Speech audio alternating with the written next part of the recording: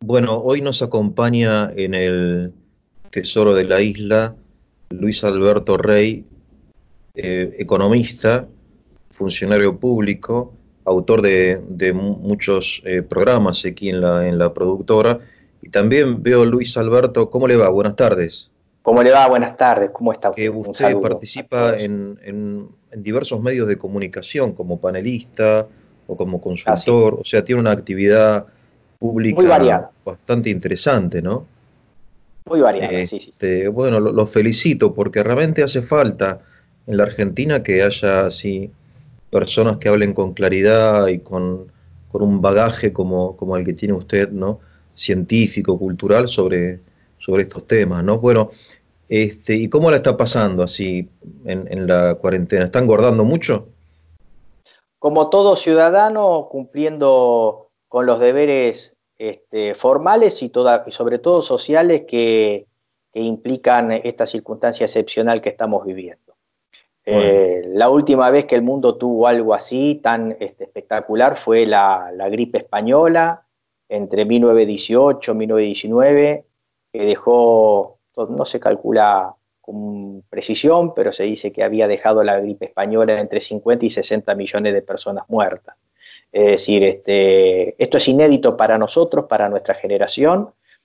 Será seguramente un año inolvidable para todos en nuestras vidas. la ventaja la ventaja de la gripe española es que fue casi durante la guerra mundial, entonces medio que pasó desapercibida porque pegó en las trincheras por Exactamente. ahí, ¿no? Es decir, Y se sumó a aparte las muertes de la guerra. de la guerra, inclusive, bien lo dice usted, en la gripe española, como estalló durante la Primera Guerra Mundial, o la Gran Guerra, como decían nuestros abuelos, en parte fue soslayada por secretos de Estado. Claro, Claro, ningún país que estaba participando en la guerra podía reconocer abiertamente que tenía pérdidas humanas por el efecto de la guerra y también por la pandemia. claro. Entonces, es como que siempre se dice que la primera víctima de una guerra es la verdad. Entonces, buena parte de los efectos de la pandemia, sobre todo por parte de los países beligerantes, fue disimulada por un tema de evitar propagar una noticia disvaliosa, tanto lo que ocurría en el frente de batalla como lo que ocurría en la población que estaba siendo diezmada por la gripe española. Es por eso que la gripe quedó como española, porque, bueno, España estuvo al margen de esos temas, y Claro, quedó bautizada así como gripe española, ¿verdad? claro, claro. No se originó en España, no, no es No, no, española no, no. La tuvo el mundo, Europa a todo el mundo. principalmente. Lo que ocurre es que, bueno, España tuvo, por así decirlo, el chivo expiatorio de recibir Claro, el bautismo de la gripe como española, ¿verdad? claro, claro. Este, ahora, realmente este hecho de la pandemia es, desde el punto de vista de la historia y de la historia de la economía, es inédito, no inédito o no, digamos, pero es muy importante. Es un, Absolutamente. ¿no? Es decir, Absolutamente. Tan es así que en otro reportaje que me habían hecho, eh, por ahí de un modo temerario, pero calculo que no, llegué a decir que los efectos económicos que va a generar esta pandemia es de la mayor crisis económica que ha tenido el sistema capitalista en su historia. ah, De sí, tal magnitud es el problema. Sí, sí, sí. Es una crisis que inclusive va a superar a la crisis del 29 por sus efectos globales, y muy incisivos en todos los países del orbe. Así que los efectos económicos los estamos comenzando a ver, todavía no han culminado y va a tener consecuencias muy importantes en la economía mundial. Y obviamente nuestra economía, como está relacionada con los otros países, también nuestra economía va a sufrir esos efectos y ya lo está sufriendo desde ya. ¿Qué opina usted? Hablemos un poco como de sobremesa, si le parece. ¿Qué opina usted de las teorías conspirativas de que esto tiene una causa económica, digamos, que este bicho, este virus, fue creado, recreado o reproducido y distribuido por un tema de un político, económico? ¿Usted lo cree probable eso o le parece una fantasía de mentes un poco este, afiebradas? Mire, detrás de cada catástrofe como la que estamos viviendo, siempre surge la idea de un chivo expiatorio o una teoría conspirativa. Por ejemplo, en la peste negra en Europa entre 1346 y 1348, por ahí se culpaba a determinada gente, a las A las hechiceras, a las brujas, brujerías, a los judíos. exactamente, exactamente, lo cual generaba la estigmatización de un sector social. Este, y también generaba efectos económicos muy grandes.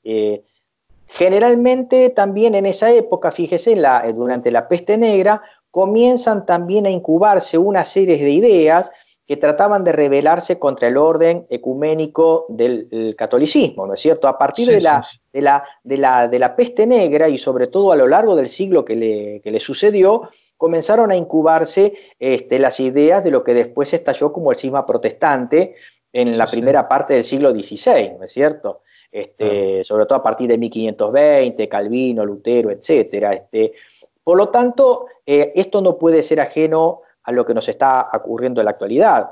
Teorías conspirativas hay muchísimas. Algunas dicen que es una conspiración originada en China para hundir al sistema capitalista occidental.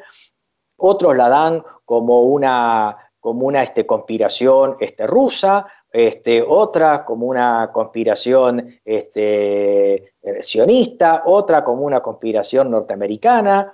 Lo cierto es que detrás de todas estas teorías de conspiración, lo que en realidad pasa es que aún los países que se los titula como autores de la conspiración también son perjudicados.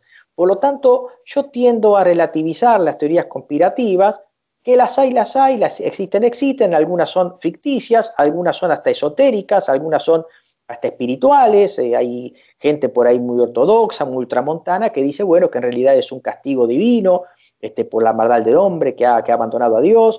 Es decir, las teorías conspirativas por ahí son muchas, son elaboradas, algunas son muy rebuscadas. Yo tiendo a no tomarlas en cuenta porque en realidad a ciencia cierta no sabemos si hay alguien detrás de esto y quién es.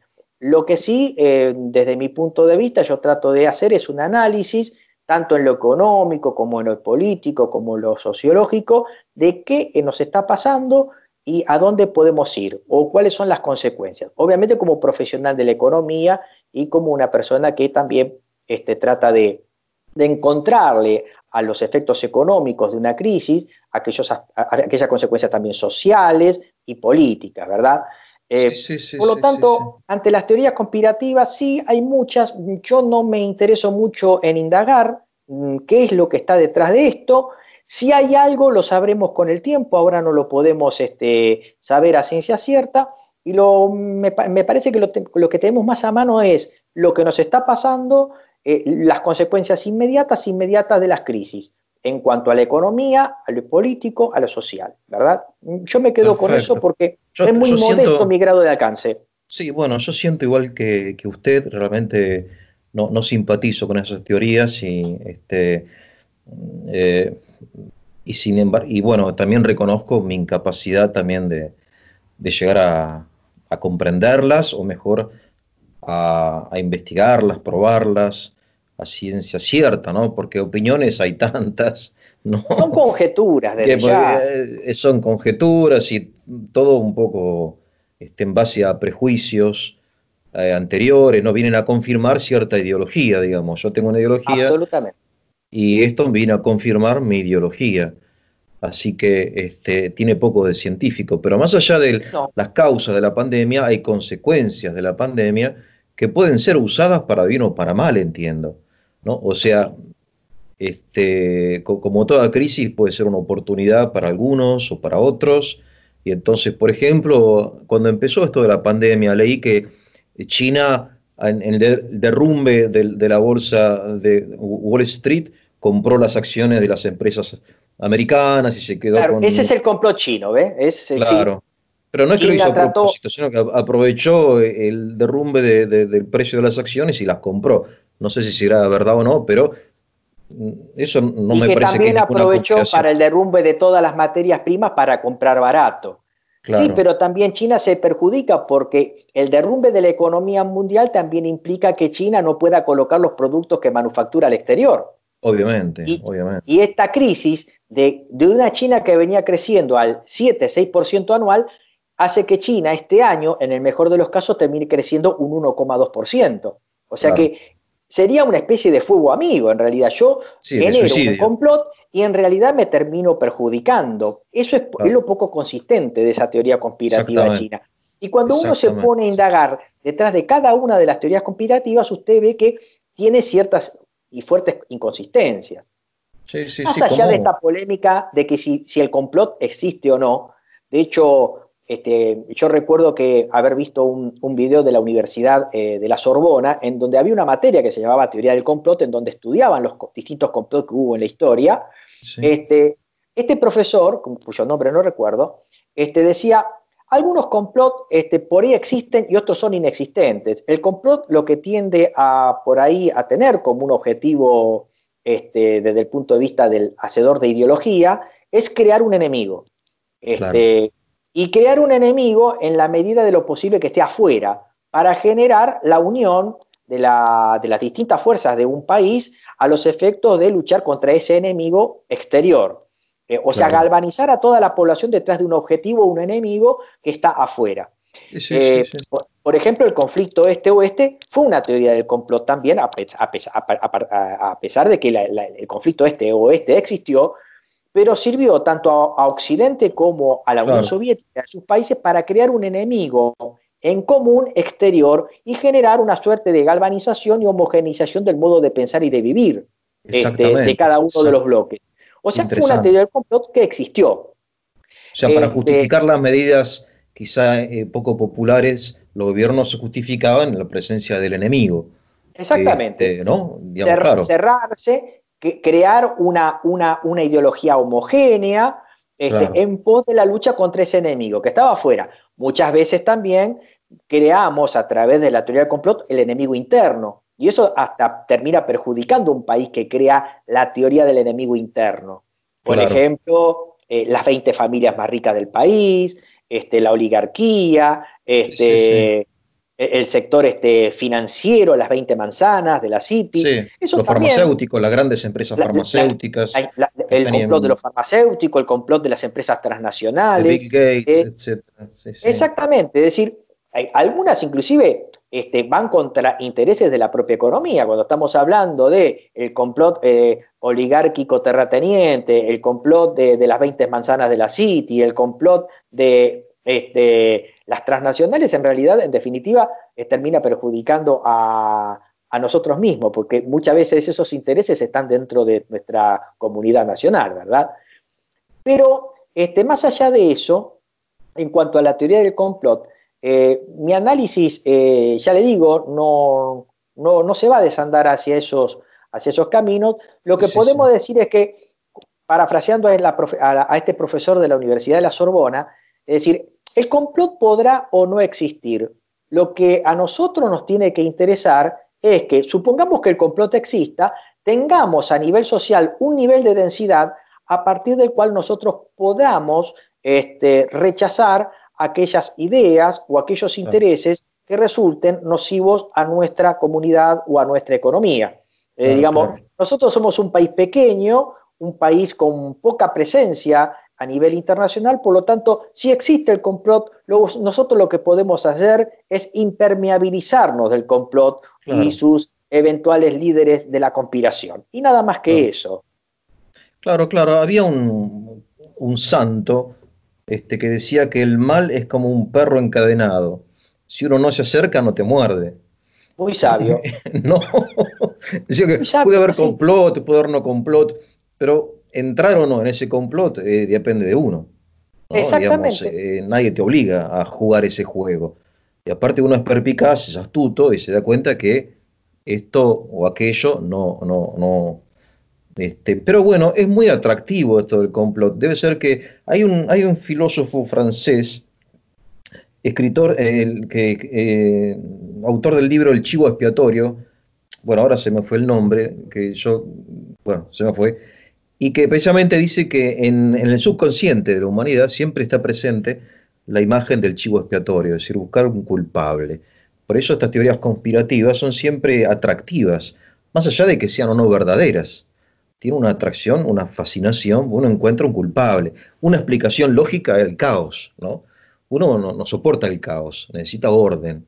Bueno, el orden está en que la culpa la tienen, no sé, los judíos, o lo tienen Bill Gates y su fundación, no sé qué, o los masones, o los chinos. Otra conspiración, la conspiración masónica, que nos ¿No? habíamos olvidado del listado, sí. Claro.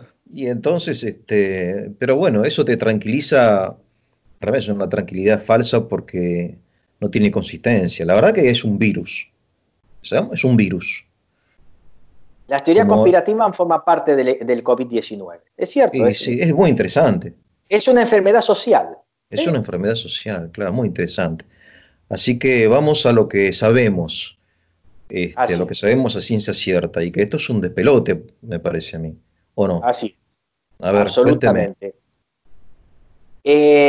¿Y por dónde podríamos empezar? Bueno, vamos por la parte, a tocar un poquito el tema de la pandemia en sí, la enfermedad Sí, generada, la pandemia del COVID-19. Y lo que notamos es dos posturas muy antitéticas. Esto se ve a primera vista cuando esto comenzó a desandar. Una postura más bien que pone el centro en la economía, sí, acá no pasa nada, esto es una simple gripe, hay gente que muere más por ACV, ataques cardíacos, sí, sí, neumonía, por lo tanto, que acá nada pase, laissez-faire, laissez-passer, que la economía siga como si nada, que se contagien los que se tengan que contagiar, que mueran los que tengan que morir, que se inmunicen los que se tienen que inmunizar y veremos después qué pasa. Esta postura la vemos, por ejemplo, en un primer momento en mandatarios muy importantes, como por ejemplo Bolsonaro en Brasil, Donald Trump en Estados Unidos, López Obrador en México.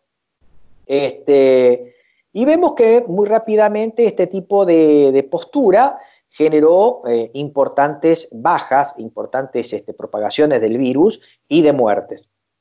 Algunos han tenido que desandar este tipo de discursos, pero cuando eso ocurrió ya era tarde, porque el número de contagios era muy importante y el número de muertes también. Del otro lado, tenemos una postura totalmente opuesta. Es la idea de, no, lo importante es no caer en estas ideas de darwinismo social, de que muera el que tenga que morir, y preservar la vida humana. Y en ese sentido, por ejemplo, nuestro país es uno de los que enarbolan este tipo de banderas. Obviamente, nosotros no tenemos a ciencia cierta cuál es la mejor postura frente al COVID-19, porque todavía no tenemos una experiencia completa de un país que lo haya tenido el epicentro y lo haya terminado. claro. Pero nuestro país, como era del hemisferio sur, comenzó a tener en parte el diario del lunes de lo que estaba pasando en el hemisferio norte. Sí, sí, Esta epidemia tiene como epicentro Wuhan, en China, después ese epicentro se corrió a Europa, después cruzó el Atlántico y llegó a Estados Unidos y está bajando al hemisferio sur, sobre todo ahora que todavía no ha empezado el invierno. Por lo tanto, nosotros en parte corríamos con una información antedatada, teníamos un poco el diario del lunes de lo que estaban haciendo en el norte una y gran comenzamos a ventaja, tomar nota. Una una gran gran ventaja. ventaja, gran ventaja. Y yo creo que el gobierno nuestro vio que acá había un problema entre la economía y la política. Sí, sí, Si usted lee las primeras declaraciones de nuestro presidente, el doctor Alberto Fernández, dice, no podemos optar economía y salud, tenemos que optar por la salud. sí, Y sí, en sí, realidad, yo en más de una oportunidad dije que ese dilema es equivocado. No es economía, perdón, es economía o salud, es sí, salud y economía. claro. Entonces, lo que se comenzaron a adoptar de manera muy temprana en nuestro país eran medidas muy, muy rápidas, muy urgentes Sí, sí, y sí, muy efectivas si nosotros vemos los resultados a la fecha. Nuestro país, Sí, si nos comparamos con nuestros vecinos, llámese Chile, llámese Brasil, tenemos unas bajas tasas de expansión del COVID-19 y también una baja tasa de mortalidad. claro. Por haber actuado de una manera rápida y por no haber por ahí imitado posturas como España o Italia, que por ahí se confiaron y dejaron que esto se propagara en virtud de las importantes inversiones que en salud tienen estos países. Claro, Ocurre claro. que estos países por ahí se dejaron estar, por ahí confiando en demasía en sus fuertes inversiones en salud, que ya viene de hace muchos años, y tuvieron un sistema que colapsó. En nuestro caso, nosotros venimos de una larga tradición de desinversión en el sistema de salud. Por Claro, lo tanto, si nosotros hubiéramos dejado hacer, las consecuencias hubieran sido trágicas y terribles. claro, claro. Entonces yo creo que sensatamente el doctor Alberto Fernández lo que hizo fue tomar nota de lo que estaba pasando en países como en Gran Bretaña, en donde privó la política de la economía antes que la salud, Sí, del contagio de consecuencia, la manada, eso, el claro, contagio. expansión y muertes masivas en Estados Unidos, tomó nota de eso. También Sí, tomó nota de lo que estaba pasando en España, que se dejó que el problema avanzara y se confiara de un modo irresponsable en un sistema de salud muy bueno como hay en esos países. sí, Lo que sí, ocurre es que en nuestro país, nuestro sistema de salud está desinvertido. Entonces claro, se pensó, si esto viene de un modo espectacular ante un sistema de salud que está desinvertido, las consecuencias serían gravísimas. Entonces, claro. ¿qué hizo el presidente? Tomó medidas apresuradas y drásticas para evitar Drásticas, una expansión masiva.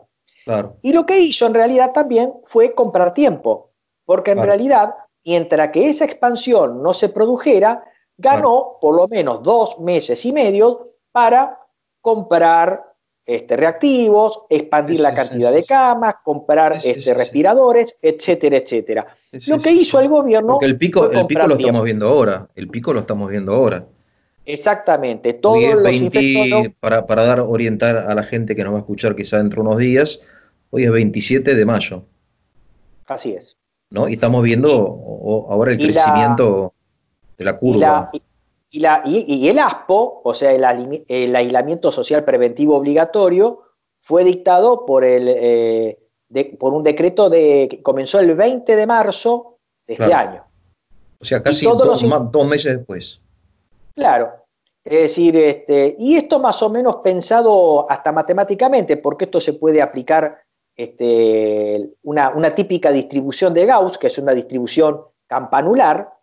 Si esto empieza en marzo, abril, mayo el pico, el descenso de la campana se va a producir en los 2 meses siguientes. Claro, Junio, julio, y la cola de la campana la tendríamos en agosto. claro, Por lo tanto, actualmente estamos atravesando la máxima altura de la campana, que es claro. mayo. Y a partir de ahí, junio, julio, agosto, la campana comienza a descender hasta quedar asintótica a las abscisas. Es una típica distribución de Gauss. Entonces el gobierno dijo, si nosotros esperamos que los mayores casos ocurran en mayo y estamos desinvertidos, tenemos que comprar tiempo, tenemos que tomar medidas drásticas y heroicas a partir de marzo y esperar. La prioridad es la salud, pero detrás de ello genera un importante parate económico, con Ahora consecuencias le hago una sociales. pregunta. ¿No fue demasiado drástico? Me refiero a que manteniendo el distanciamiento social, las normas preventivas de higiene, usar el tapaboca, bla, bla, bla y todo eso, haber dejado más libre a las personas no fue, este, digamos, estatista, una medida, digamos, que de repente yo soy una persona adulta, ¿no? Sé hasta qué punto puedo hacer, puedo no hacer, no necesito que me controlen. Yo tengo un trabajo, por ejemplo, donde no tengo un contacto directo, si lo tengo, mantengo la distancia con otras personas y sigo adelante. Es decir, es una medida demasiado, a mi modo, drástica. No Por sé eso estábamos qué, hablando que ¿no?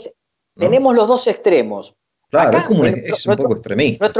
nuestro país es un caso de uno de los extremos. El otro extremo es laissez-faire, laissez-passer, claro. Generemos los contagios, generemos los anticuerpos, que se Sí, mueran los que se sí. tienen que morir y privilegiemos que la actividad económica no decrezca y se destruyan puestos de Sí, sí. trabajo. Eso demostró ser Igualmente, falso. Sí, sí. falso, porque usted fíjese que Estados Unidos, uno de los países que enarboló esa bandera, actualmente se está acercando a los 40 millones de desocupados.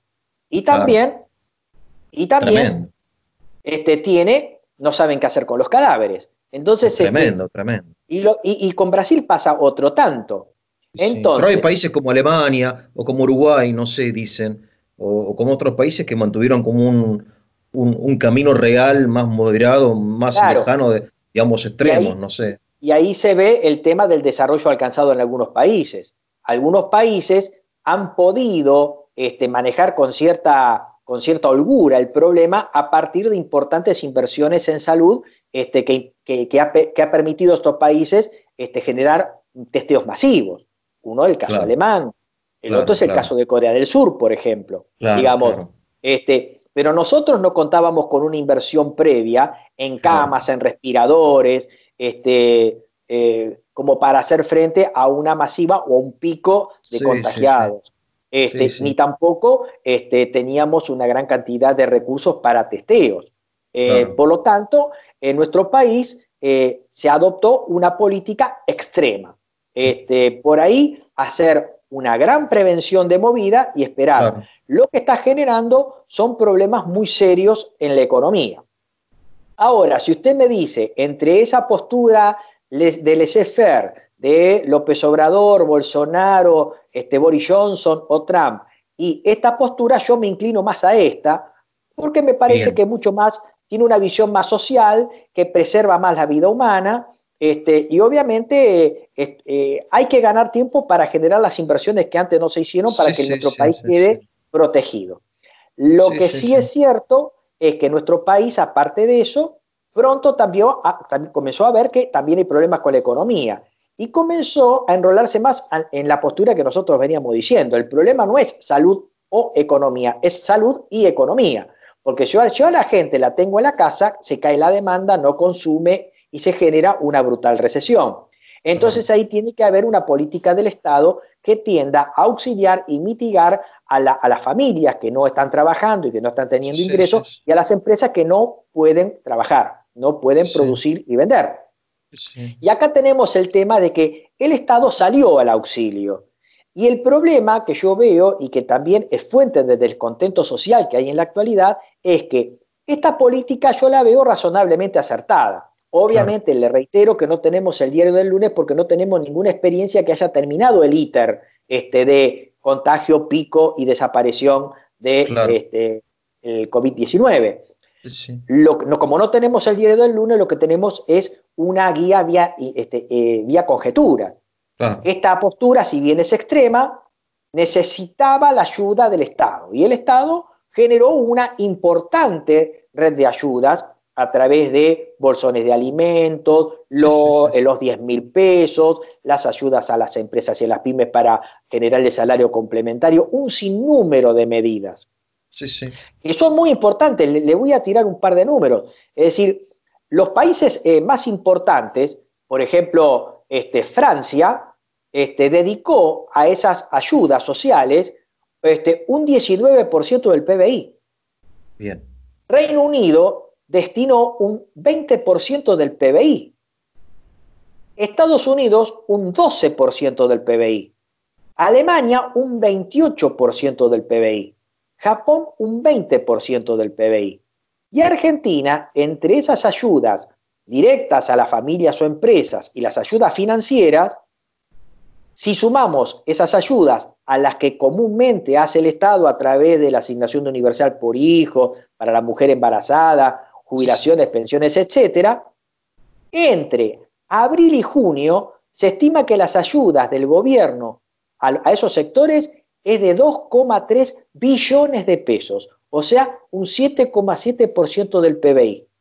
Fíjese qué importante y qué lejos también estamos respecto de esos países, porque acá estamos contabilizando todas las ayudas desde que comenzó la pandemia, abril, mayo, junio, que todavía ni siquiera ha empezado, todas las ayudas, las sí, sí, directas, las financieras Sí, sí. y sumadas a las que comúnmente venimos haciendo. Ah, Todo ese paquete suma 2,3 billones de pesos, sí. 7,7 puntos de PBI, mientras que otros países como Estados Unidos, le reitero, solamente la ayuda por la pandemia es 12 puntos del PBI, cercano al 20% Gran Bretaña y Francia, y bueno, Alemania que lleva la Ahora, delantera con 28 puntos del PBI.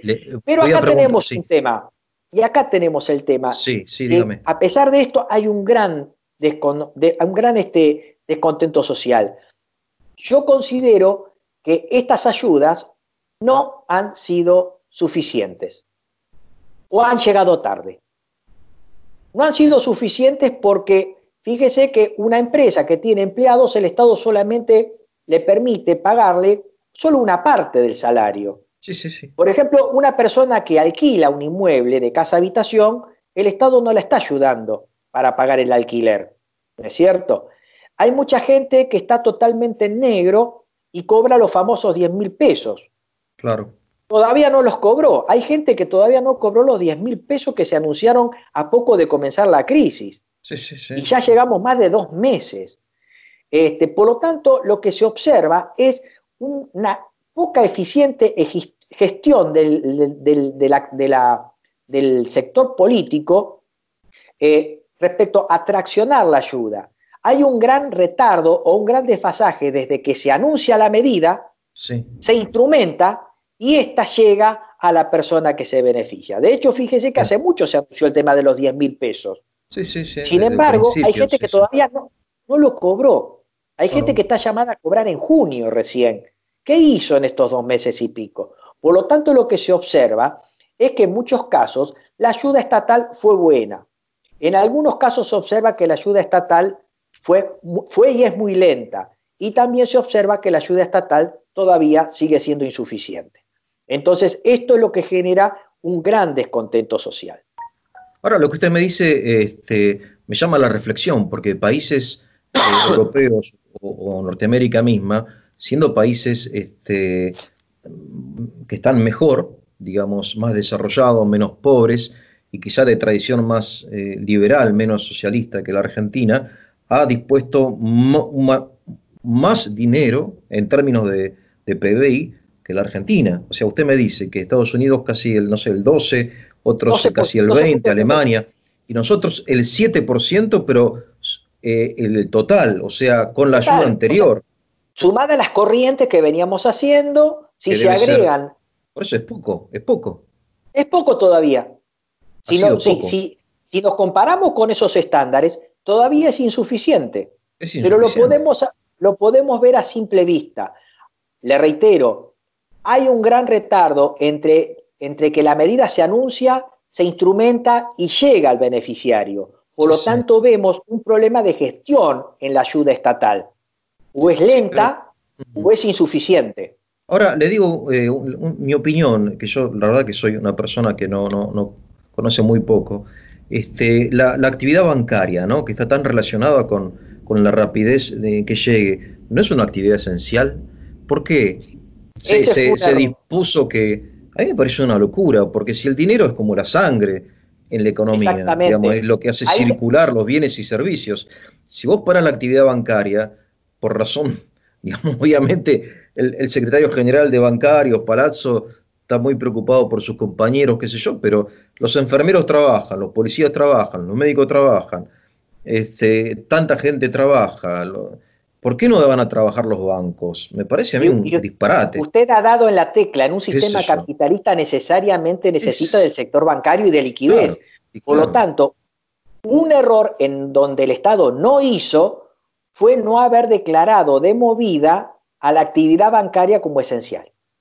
Ahora, Ahí tenemos un discúlpeme, si caso yo en lo donde el entiendo, Estado, ¿por qué no lo entienden las personas que estudian y que son por alguna razón mucho más capacitadas? Porque es algo casi en un sistema capitalista que no es trueque, que yo le doy a usted un, un balde de arroz y usted me da, no sé, un pullover, sino que se necesita un medio de cambio que es el dinero. ¿Cómo no lo hicieron una actividad esencial? No lo yo llego a creo, entender. yo creo que ahí lo que se hizo, lo que de hecho se hizo de manera tardía. Es decir, Ardía que la y... actividad bancaria tardía. Sí, Pero sí, sí. encima, con trabas, ya vamos a ver por qué, porque cuando el Estado anuncia que la actividad bancaria podía llegar a funcionar con restricciones, turnos, etcétera, vemos que los bancos tomaron fuertes restricciones y en vez de hacer una ayuda, los bancos oficiaron como una traba.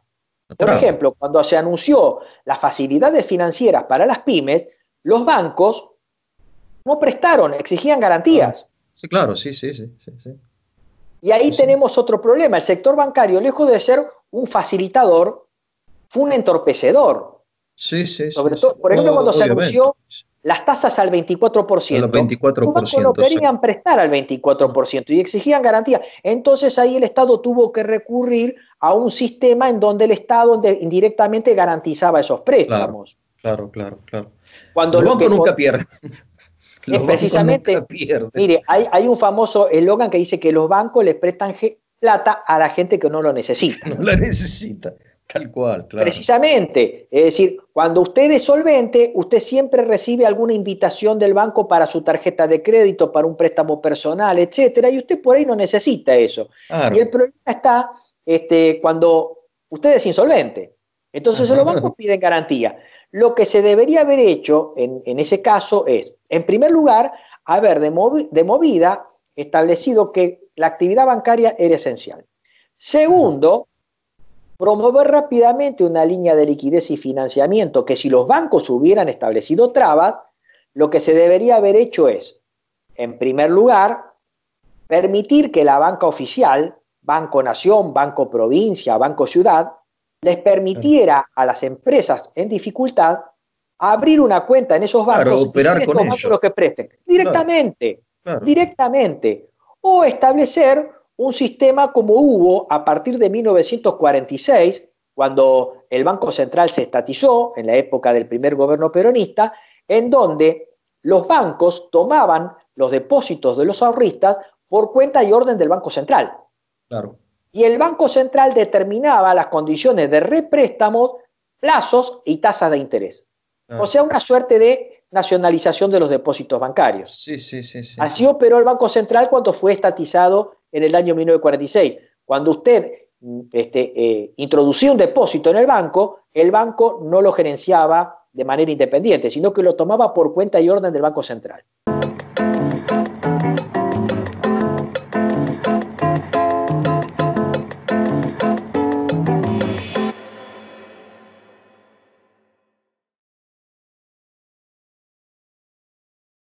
Por eso lo que uno observa, por un lado, es que el gobierno se puso muy fuerte, muy decidido en algunas cosas, un control de la gente tremendo, y si no tenés el papelito no te dejan pasar, y bueno, que está bien, qué sé yo, y si alguien que rompe la cuarentena es casi un crimen de guerra, de lesa humanidad, pero después tenés cierta como debilidad o complacencia con algo tan importante como es la actividad bancaria, que realmente es algo, Digamos, quienes no por sé, ahí adoptamos qué sé una yo. postura cercana a la del primer mandatario, lo que advertimos es una seria deficiencia de la gestión estatal, Sí, de sí, las entiendo lo ayudas. que usted. Es Sí, decir, sí, sí. hubo actividades que de movida se deberían haber declarado esencial, la Sí, bancaria. sí, sí, yo creo que sí, sí, Las medidas obviamente. fueron insuficientes y Sí, las medidas fueron lentas por un problema de gestión del Estado. Hubo claro, retardos importantes que generaron problemas sociales y lo siguen generando entre el momento que se anuncia la medida, se instrumentan y llegan al beneficiario.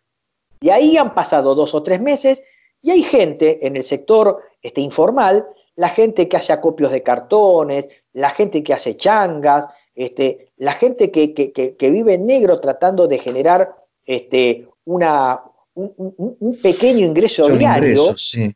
que Mm. no tienen capacidad de ahorro, el Estado no llegó. Y si Y no que no llegó, puede, llegó tarde. Es claro. decir, y ese es un grave problema. O Es un sea que grave no problema. puede llegar. ¿Cómo hace para llegar el Estado a personas que no tienen quizá ni DNI?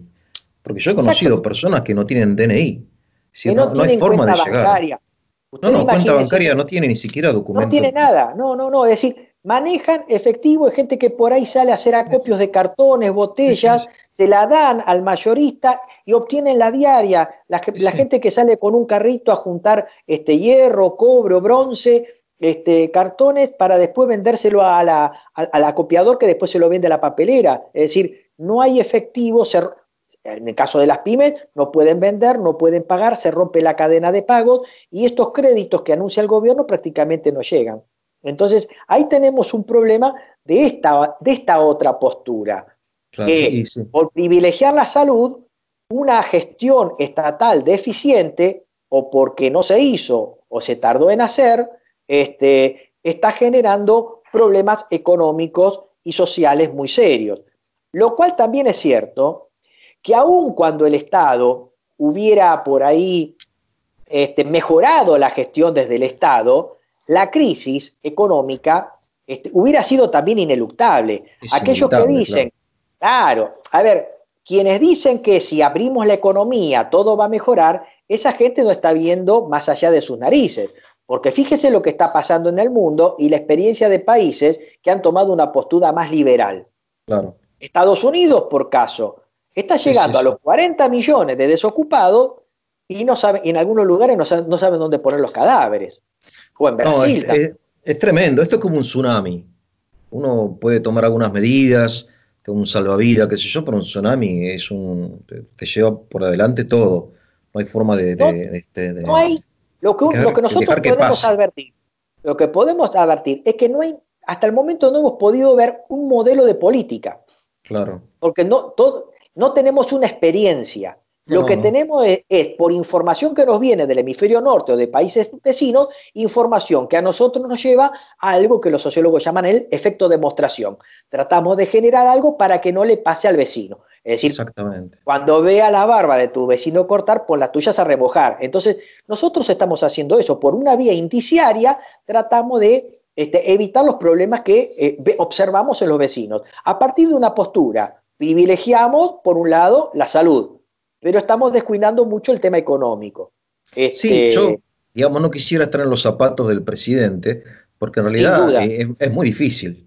sin duda, Uno la lo situación es muy difícil. critica, se queja, pero es una situación que realmente necesita una cintura, una agilidad de reacción, una capacidad de predicción, de gestión, que bueno, que supera el estándar, la media. Necesitas gente muy capacitada, bueno, qué sé yo. Y entonces, yo supongo que si hubiésemos tenido hoy en Argentina, no sé, 100.000 muertos, la situación sería mucho peor de lo que es Pero ahora. aparte la de nuestro país, es una situación que tiene otras dos variables realmente comprometedoras para la situación económica y social que vivimos. Nuestro país ya venía de una recesión. Claro. O sea, la última vez que nosotros crecimos fue algo más de 2,5 en el año 17. O sea que nosotros ya veníamos de una recesión. Vamos al tercer año con recesión. Y aparte, el problema del default. O sea Cuéntenos que un poco, nuestro país recientemente ha caído en default formal. Nuestro país formal, ya tiene problemas con el endeudamiento de hecho, desde el digamos, de año, hecho, sí, de hecho y formalmente. O sea, en este año, el 22 de mayo, nosotros deberíamos haber pagado 503 millones de dólares por los bonos Global 21, Global 2026 y Global 2046. Total, 503 millones de dólares no pagamos, por lo tanto, formalmente nosotros estamos en default restringido de acuerdo a la calificación de Fitch. Pero en realidad esto restringido. comienza, ¿Por qué restringido? porque en realidad no es un default abierto, el país no está en cesación de pago total, sino que está Claro, negociando con los acreedores, está ahí bien, un problema de timing, no bien, llegamos a concluir la negociación de la reestructuración de la deuda antes del 22, el país no pagó, entonces desde el punto de vista, de un punto de vista técnico, nosotros entramos formalmente en el noveno default de nuestra historia. O sea que bueno, estamos en default. Pero nosotros ya teníamos dificultades para pagar de mucho antes. claro, Yo siempre decía que el verdadero default arrancó en abril del año 2018, cuando después de una corrida cambiaria, nuestro sí, país recurrió rápidamente al Fondo Monetario Internacional y el Fondo Monetario Internacional nos dio un paquete de ayuda financiera del orden de 57.400 millones de dólares, de los cuales se han desembolsado 44.000 millones de dólares. sí, Ahí sí, nosotros realmente habíamos entrado en los hechos, en default, porque en realidad nuestro país había entrado en una situación de carecer de solvencia fiscal para pagar a nuestros acreedores y habíamos cambiado de acreedor. En vez de los acreedores usuales, iba a ser el fondo que nos dio esa ayuda. Que Pero no fue eso es suficiente. técnicamente default. No, Eso no, también es no. default. No, Es un indicio. Es es un un indicio. indicio. Bien.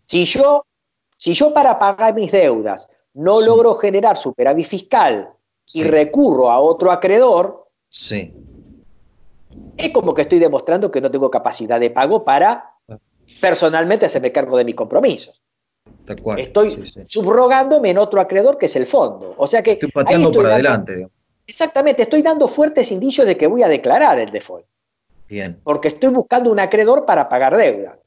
bien. Sí, La segunda parte fue cuando en la última parte de la administración de Mauricio Macri se reperfilaron determinados bonos, sí, letras. sí. El tercer acto fue cuando Mm, este gobierno decidió no pagar bonos en dólares con legislación local. bien. Y finalmente llegó el 22 de mayo, cuando nuestro país debe, Perdón, ¿los acreedores eran nuestros o extranjeros? locales, o Locales. sea, el no pago de los bonos en dólares que hizo este gobierno fue respecto de tenedores de bono con legislación local, que sí Bien, podrían ser algún tenedor en el exterior, pero era de bien, legislación local. bien. Y finalmente, el 22 de mayo nuestro país tenía que pagar 155 millones de dólares del bono global 2021, 244 millones de dólares del bono global 2026 y Sí, 105 millones de dólares del global 2046. Total, sí, 503 millones de dólares que nuestro país no pagó. Por lo sí. tanto, entró el default. Bien, Esto es lo que tiene este gobierno. sí, Obviamente heredado. De hecho, este gobierno, a través del decreto 250 del 2020, ordenó la reestructuración de la deuda sí, privada. Más o menos lo que estamos tratando de reestructurar son cerca de 70.000 millones de dólares, más los sí. famosos 44.000 millones de dólares del Fondo Monetario. O sea, setenta y Ahora siete bien, mil más 44.000. más o menos 70.000 millones de dólares, que es lo que se está negociando en estos momentos, más los 44.000 millones de dólares del fondo. Bien, Eh, Ahora bien, esto es heredado, digamos, esto lo toma el gobierno a sabiendas de que esto lo iba a tener que negociar. claro, Encima recibe una economía que ya venía mal, con recesión claro. en el año 2018, una recesión en este año 2019, que más o menos se estima, cálculos muy optimistas, vamos a caer este año entre el 6 y el 7% del PBI, y encima la pandemia.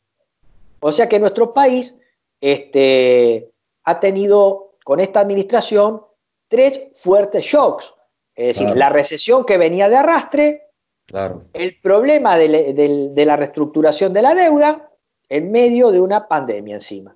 claro, claro. Y nuestro país, que venía tratando de equilibrar sus cuentas públicas, de hecho, en su momento había dictado la ley 27521 de emergencia económica y sanitaria, Sí, nuestro país tratando por ahí de equilibrar sus cuentas, sí, vemos que nuestro país va a tener que generar un fuerte superávit, un fuerte déficit, producto de, en parte, las ayudas sociales, que ya le dije, están en orden del 7.7 del PBI, y una sí. caída de la recaudación producto de la recesión que está generando la pandemia.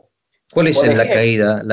¿Cuánto cayó la recaudación estos meses la caída de la recaudación es espectacular, porque cuando usted tiene una economía que entra en recesión, Claro, primero usted tiene que generar, por efecto de la pandemia, ayudas sociales.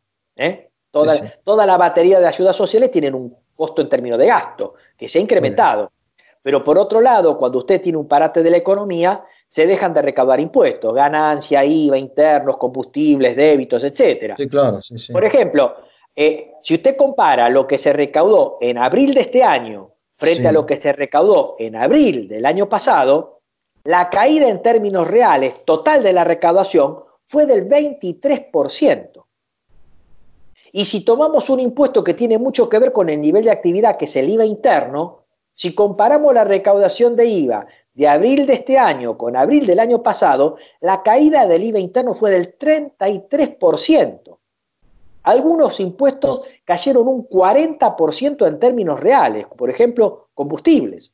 Es muchísimo, Es muchísimo. muchísimo. O sea, perdóneme que le tire los números, pero es para que usted vea lo espectacular de la crisis que estamos sufriendo. Entonces la recaudación se está cayendo a pedazos, el déficit es cada vez mayor, por lo tanto la situación económica es muy grave, en donde nosotros vamos a entrar, estamos entrando de por sí, en una especie de espiral viciosa en donde tenemos un gran déficit fiscal que no lo podemos financiar con endeudamiento porque no lo tenemos, aparte hemos caído en default, por lo Claro. tanto hay que emitir, la emisión genera inflación, a la inflación se genera devaluación y la recesión misma genera desempleo. Por lo Ahora le hago tanto, una pregunta. sí, Discúlpeme, le hago una pregunta que siempre la tengo en la cabeza y digo, bueno, le voy a preguntar hoy. ¿Toda emisión genera inflación? Cuando yo emito para cubrir gastos ordinarios o gastos sociales, ¿esa emisión genera la misma inflación que cuando emito más allá de lo necesario?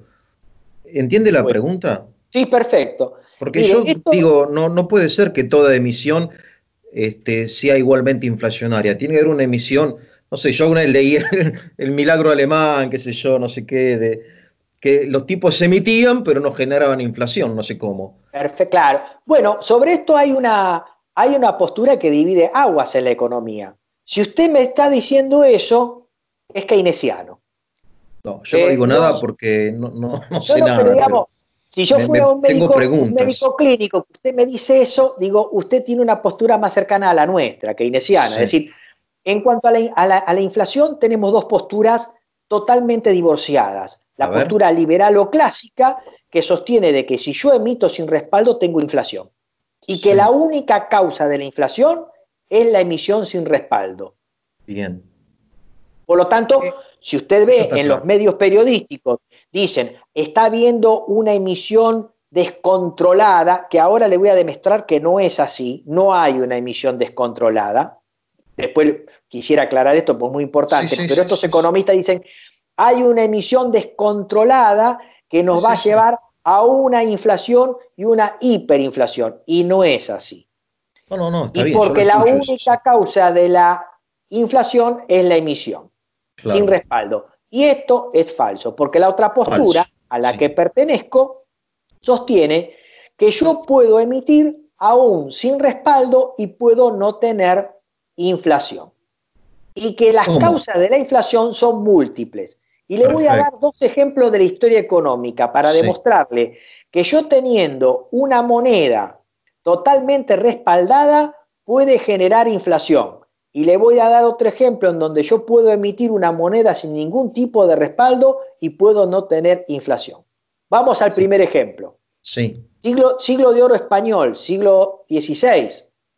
España, directamente las monedas eran de oro, las Claro. monedas eran de plata. Ah, sí, sí, Ahí sí. hay más respaldo que ese imposible. Sin Claro. embargo, tanto España como Europa en el siglo XVI experimentaron lo que los europeos llamaron en esa época revolución de los precios, o sea, lo que Ajá. nosotros llamamos inflación. Ajá. Y nadie podía entender por qué razón había Claro. revolución de los precios o inflación. Y todo Interesante. comenzaba en España y España contagiaba a toda Europa. ¿Qué Claro. pasaba? España recibía de América grandes flujos de plata y de oro. Claro. Los amonedaba, pagaba sus deudas y también entablaba relaciones entre los estados y entre los particulares, entre España y Europa, y Sí. esa mayor cantidad de medios de pago, que eran Sí. genuinos porque eran de oro y plata, Sí. generaban inflación. Por lo tanto, usted podía tener ahí un caso de moneda con respaldo que generaba Pero ¿por inflación, qué? ¿Por qué generaban inflación? porque los medios de pago eran mucho mayores a las transacciones que se efectuaban, a la cantidad de bienes y servicios disponibles para comprar.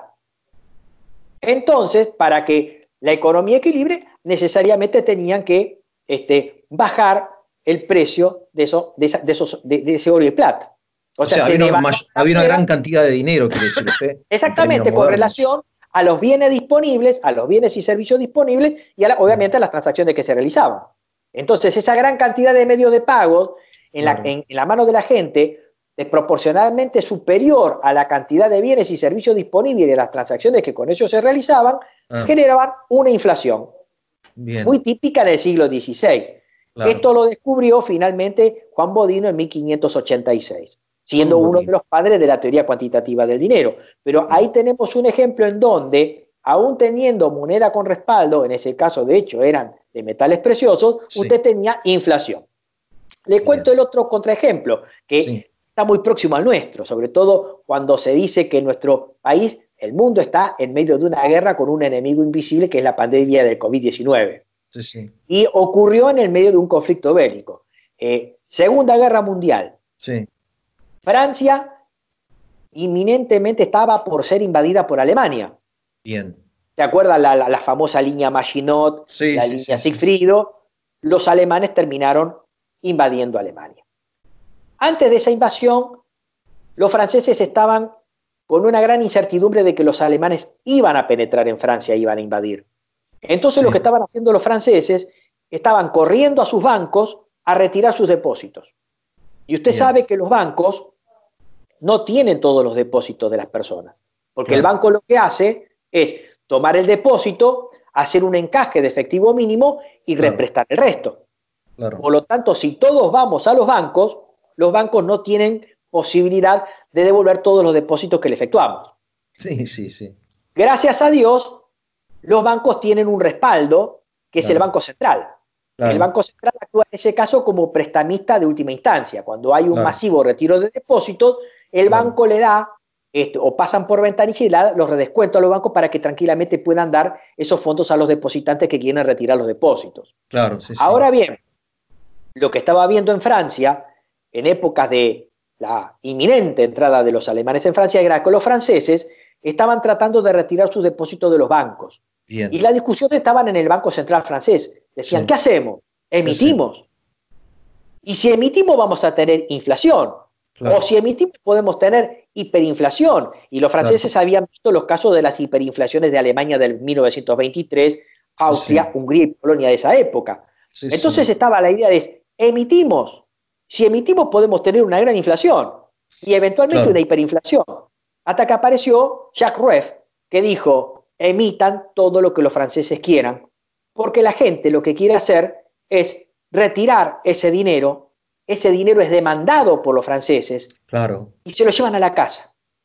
Y así claro, fue, hicieron acaso a Jacques Rueff y el Banco Central de Francia empapeló a Francia de billetes. Los claro. bancos procedieron a devolver los billetes a los franceses y los franceses se los llevaron a sus casas y Francia no tuvo inflación ni hiperinflación.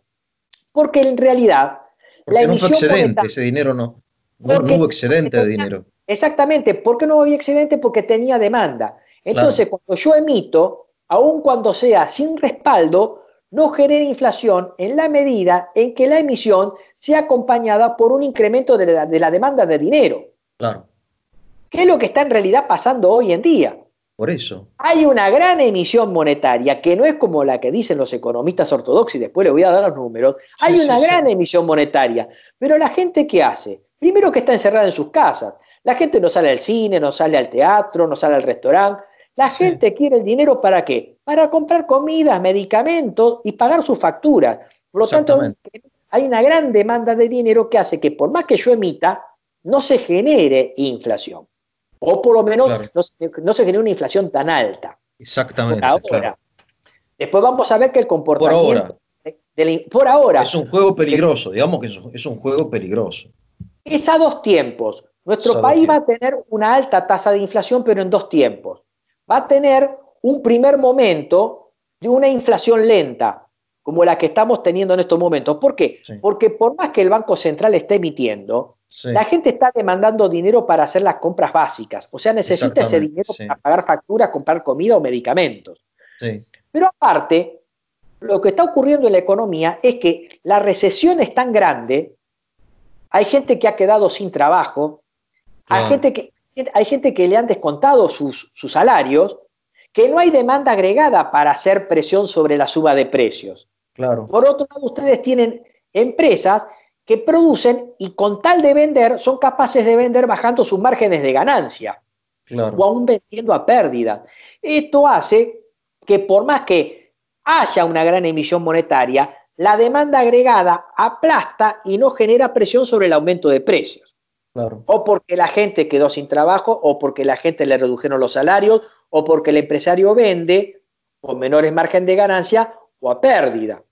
Pero aún hay más. Buena parte de los precios de la economía están pisados, están congelados. Por claro, ejemplo, los alquileres están congelados. Todo lo que es tarifa está congelado, de luz, gas, agua, electricidad, cable, telefonía fija, telefonía celular. Y encima claro. también están congelados los combustibles. Por lo tanto, usted ve que hay muchos precios de la economía que están pisados, lo cual genera un problema futuro porque es una suerte de inflación reprimida, Claro, que en algún claro, momento esos precios se tienen que sincerar. claro, Pero estos efectos que le estoy mencionando, la baja de la demanda agregada, gente que no puede comprar o gente que puede comprar poco, gente que solamente puede comprar aquello que necesariamente sirve a su sustento, las empresas que con tal de vender bajan los márgenes de rentabilidad o venden a pérdida, y por otro lado que buena parte de los precios de la economía están congelados, esto hace claro. que tengamos índices de inflación bajos. De hecho, esto se corrobora empíricamente. Usted fíjese, le voy a contar que la inflación anual del año 2019, la anual, fue del 53,8% y que a Sí, partir de ahí hasta ahora las anuales se han bajado. Por ejemplo, la inflación anual de enero del 20 a enero del 19 fue del 52,9, bajó. La sí, inflación de febrero del 20 con febrero del 19 fue del 50,3, bajó. La inflación de marzo del 20 con respecto a marzo del 19 fue del 48,4%, bajó. Y la inflación de abril del 20 con respecto a abril del 19 también bajó al 45,6%. mm, Y si hablamos de las mensuales, la inflación más alta que hemos tenido fue la de marzo del 20, o sea, cuando recién se había declarado la cuarentena. sí, La sí. inflación de marzo fue del 3,3. Sin embargo, la inflación de abril fue del 1,5 y se estima que la inflación de este mes que está en curso va a estar por debajo del 2%. Por lo tanto, corrobora esto que sostenemos en teoría. Vamos a tener una inflación en una primera parte lenta, lenta. ¿Y hasta cuándo? Hasta cuando dure la pandemia. Porque ahí sí Claro, los consumidores, después de la pandemia, sí vamos a tener una inflación que va a aumentar. ¿Por qué? Porque todos estos precios que están reprimidos, luz, gas, electricidad, cable, telefonía fija, móvil, energía, y obviamente alquileres, van a comenzar a subir. Y de ese modo, después de la pandemia, sí vamos a comenzar a tener una inflación mucho más alta. Y obviamente, seguramente, vamos a tener un efecto de arrastre para el año que viene. O sea que yo creo que la inflación va a entrar en un periodo de lentitud en estos momentos hasta que se termine la pandemia. Cuando se termine la pandemia vamos a encontrar una inflación que se va a acelerar mucho en el último trimestre del año, con un arrastre para el año siguiente, pero sin embargo yo estimo que la inflación anual de este año, ratifico el pronóstico que yo di a principio de este año, aún sin pandemia, que creo que vamos a tener una inflación de consumidor del 60% en el año. o sea, no son buenas noticias, No, no, no, no, para sin nada. duda que no. Pero lo que quiero decir es que no tenemos que describir un Sí, escenario entiendo, sí, sí. catastrófico como hacen otros colegas de la No, no, escuela bueno, liberal. Por claro, ejemplo, vamos al caso. Se habla de una inflación descomunal, descontrolada. Eso es claro, falso. falso, claro, Porque ellos lo que toman son las tasas de emisión nominal.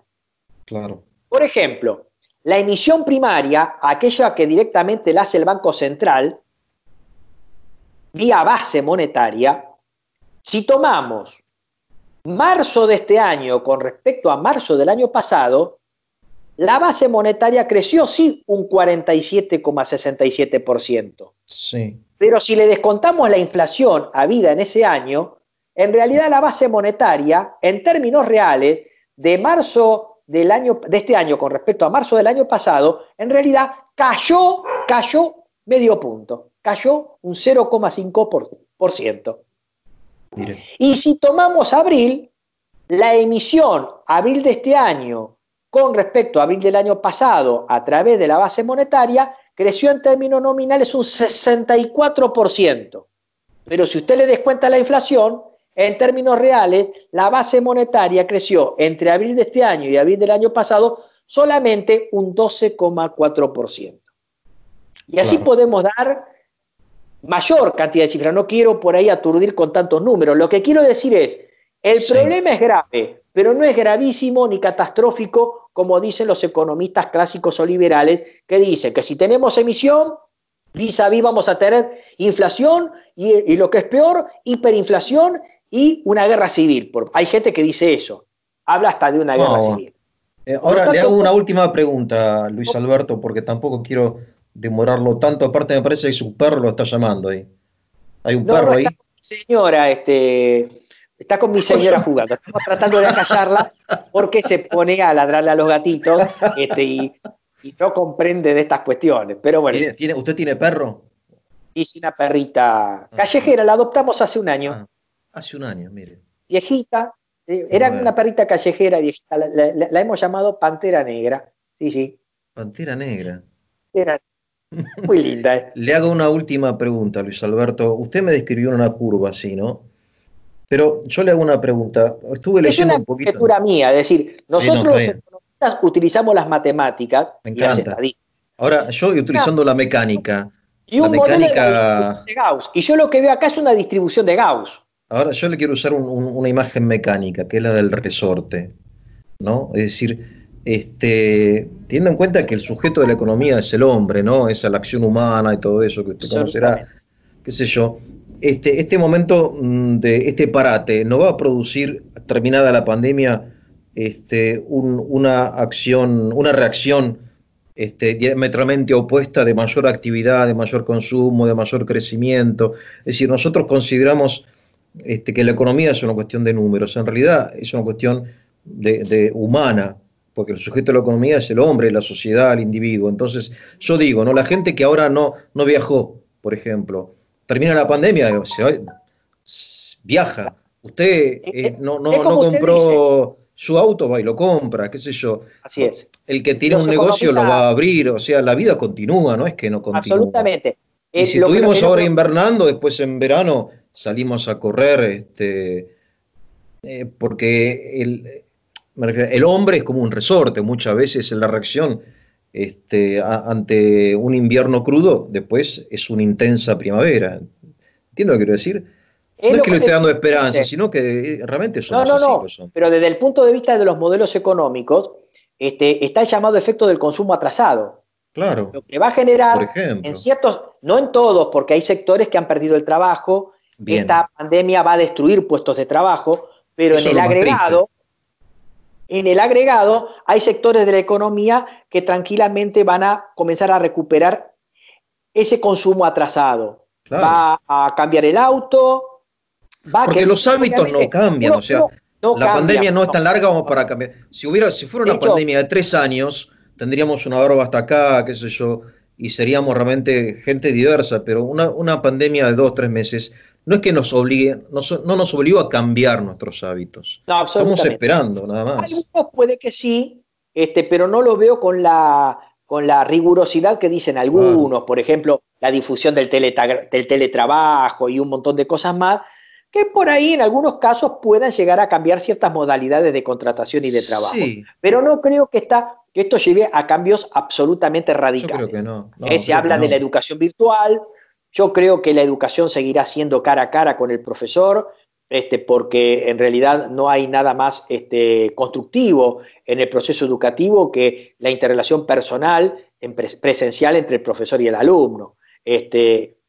Los cursos virtuales, las clases virtuales, los parciales virtuales podrán usarse en Sí. determinadas modalidades, pero Va no a creo ser que se mixto, yo creo generalice. que va a ser una educación Exactamente, mixta, que está muy algunas bien, empresas que puedan llegar a adoptar el teletrabajo lo pueden hacer por un tema de costos, claro.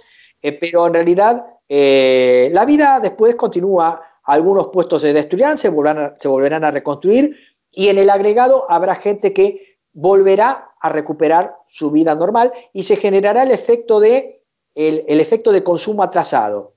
Hay distintos modelos en economía que explican esto. Uno es, por ejemplo, el modelo de consumo de Duesenberry, que dice que generalmente cuando la economía cae, el consumo cae poco. Y cuando la economía crece, el consumo generalmente no crece tanto como el incremento del ingreso, sino que Claro, el consumo a corto plazo de los agentes económicos se desarrolla en su curva de consumo de corto plazo.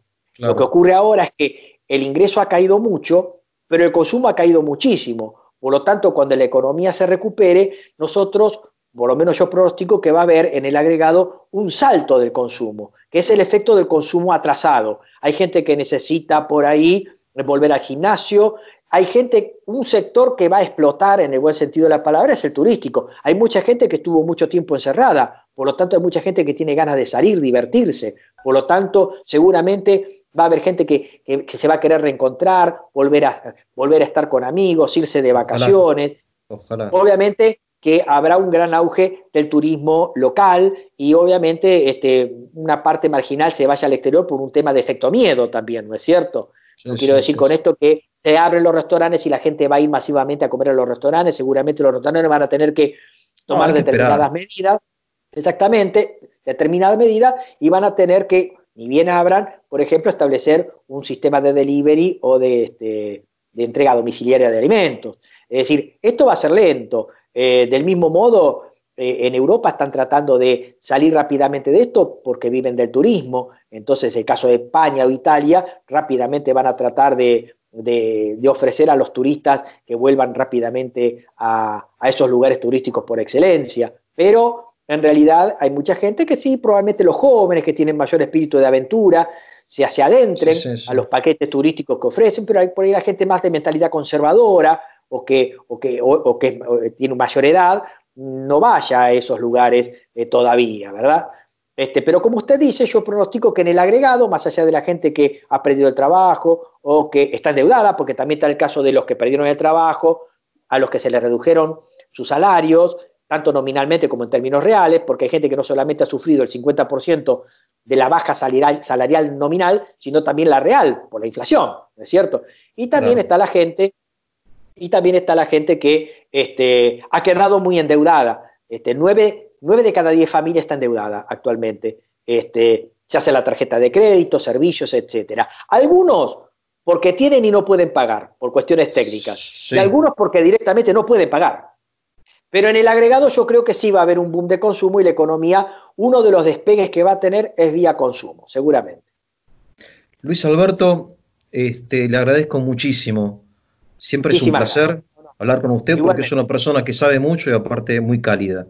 Bien, le agradezco muy amable, muchísimo. es recíproco. Muchísimas gracias. Y lo comprometo cuando usted disponga de tiempo para seguir nuestro curso de economía argentina. ¿Cómo Le no? agradezco Así mucho. será. Un abrazo a su Muy bien. encantadora señora. Un gran abrazo y saludos para todos. Hasta luego.